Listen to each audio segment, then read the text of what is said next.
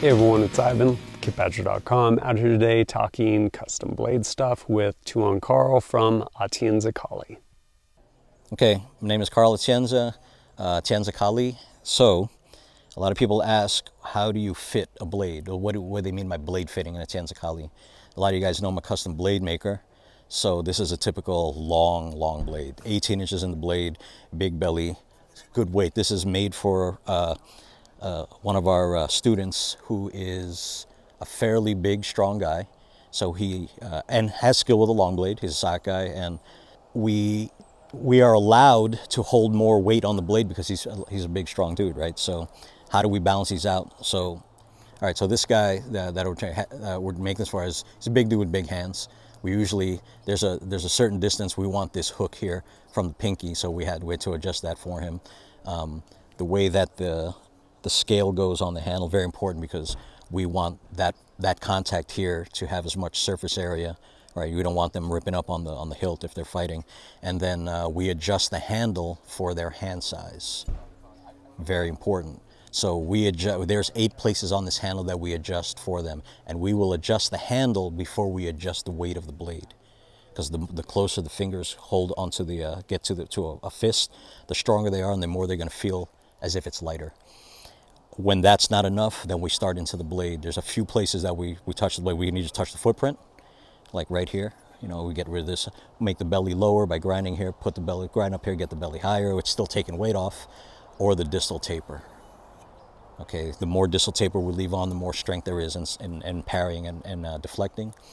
And depending on the fighting techniques he has, in Atienza we call them fighter types, depends on where the distal taper is. So we tend to distal taper to the first third, depending on the techniques, and then if he has a certain amount of more advanced techniques, then we go from the second third to the point, and eventually, if you look at a lot of the guys in the group who are pretty, like, they got high skill with a long blade, the distal tapers will come in lower to the handle, because there won't be a lot of blade contact. The blade can be light. It'll be touching more targets than blade. And then we can start taking metal off inside the actual surface of the blade.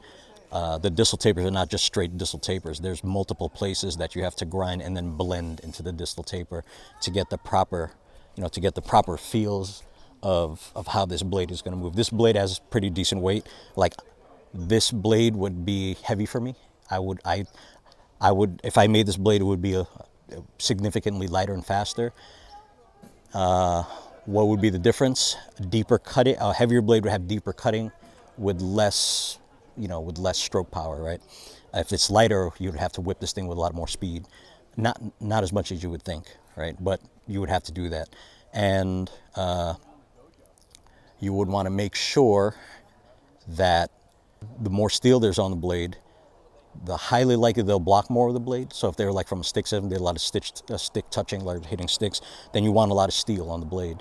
Guys who are good to move around the blades, they can tend to be a little lighter, and I would lean more towards that.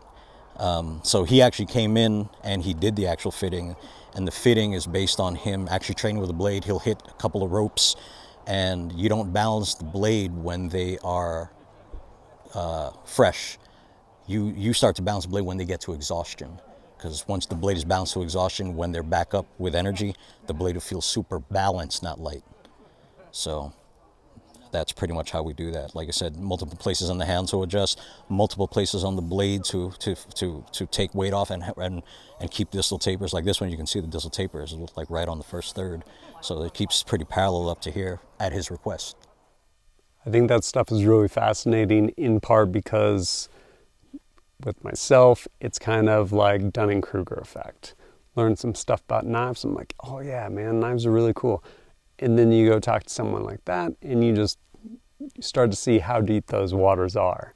And all of the little nuanced stuff that basically goes into a actual, like, custom fitted blade.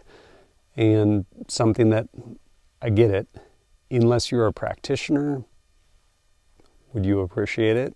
It's one of those things where you hand someone like just a bone stock, like 5-pound Sandy trigger, Palmetto State Armory AR, $400. Cool. Would they know the difference between a arguably better rifle that can maybe shoot better, has a better trigger, better, whatever it may be? Like, probably not, unless they had spent a bunch of time, at which point you kind of appreciate something nicer.